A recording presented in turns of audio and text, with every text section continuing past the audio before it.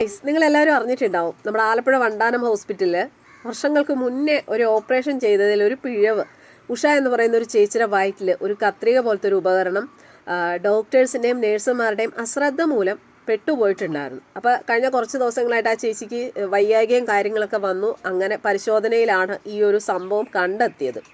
അപ്പോൾ അവർ പറയുന്നത് ലളിതാംബിക ഡോക്ടറെയാണ് അവർ കാണിച്ചത് എന്നാണ് പറയുന്നത്. അപ്പോൾ ഈ ഒരു വിഷയത്തെക്കുറിച്ച് ലളിതാംബിക ഡോക്ടറോട് ചോദിച്ചപ്പോൾ അവർ പറഞ്ഞ ന്യായീകരണം കേൾക്കണ്ടേ. അതൊരു കത്രികയല്ലേ, അത് ഒന്നല്ല 50 വർഷം അവിടെ കിടന്നെന്ന് പറഞ്ഞാൽ ഒന്നും സംഭവിക്കാൻ പോകുന്നില്ല എന്ന്. എന്താ പറയണ്ട, അവരുടെ കയ്യിൽ നിന്ന് വന്ന മിസ്റ്റേക്കാണ്. എന്നിട്ട് അത് അംഗീകരിക്കാതെ അതിനെ ന്യായീകരിക്കുകയാണ്. ആ ഒരു ചേച്ചി ഇത്രയും വർഷം ആപത്തൊന്നും വരാതെ ജീവിച്ചിരുന്നതിന് വലിയ കാര്യമാണ്. പക്ഷെ ഇപ്പോൾ ആ ചേച്ചിക്ക് അതിൻ്റേതായിട്ടുള്ള ബുദ്ധിമുട്ടുകൾ തുടങ്ങി. പരിശോധിച്ചപ്പോഴാണ് ഈ ഒരു സംഭവം കണ്ടെത്തിയത്. എന്നിട്ട് ന്യായീകരിക്കുകയാണ്. സത്യം പറഞ്ഞാൽ നമ്മൾ ഈ ഗവൺമെൻറ് ഹോസ്പിറ്റലുകളിലൊക്കെ പോകുന്നതിൽ നമുക്കൊരു സുരക്ഷയില്ല, നമ്മുടെ ജീവനൊന്നും ഒരു സുരക്ഷയില്ല.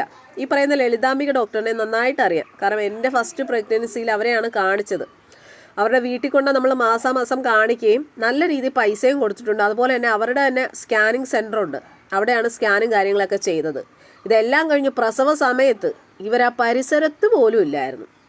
അതാണ് ഇവരുടെയൊക്കെ ജോലിയോടുള്ള ആത്മാർത്ഥത. ഇപ്പം ഈ ഒരു കേസിലും ഇവരുടെ താഴെയുള്ള ഡോക്ടർമാർ ഇവരുടെ നിർദ്ദേശപ്രകാരമാണ് ആ ഒരു സർജറിയും കാര്യങ്ങളൊക്കെ ചെയ്തത്. എന്നിട്ട് ചെയ്ത തെറ്റ് മറച്ചു വെച്ചുകൊണ്ട് പറയുക, ആ കത്രിക അവിടെ കിടന്നെന്ന് ഓർത്ത് ഒന്നും സംഭവിക്കാനില്ലെന്ന്. എന്നാൽ പിന്നെ ഇവരുടെ വയറ്റിലേക്ക് അതുപോലെ ഒരു കത്രിക അങ്ങോട്ട് എടുത്ത് വെക്കാം, എന്നിട്ട് ഇവരതും കൊണ്ട് നടക്കട്ടെ.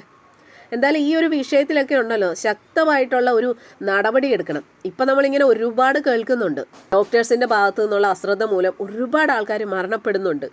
അപ്പോൾ ഇതൊക്കെ ശരിക്കും പറഞ്ഞു കഴിഞ്ഞാൽ നടപടി എടുക്കേണ്ട കാര്യം തന്നെയാണ്. പിന്നെ നമ്മുടെ ആരോഗ്യമന്ത്രി എന്ന് പറയുന്നത് എല്ലാം തികഞ്ഞ് നടക്കുന്നതാണ്. എത്രയെത്ര അപകടങ്ങൾ ഇതുപോലെ ഉണ്ടായാലും അതിനെയൊക്കെ വന്നങ്ങ് ന്യായീകരിക്കുന്നതല്ലാതെ ഇതിലൊന്നും ഒരു നടപടി എടുക്കുന്നില്ല.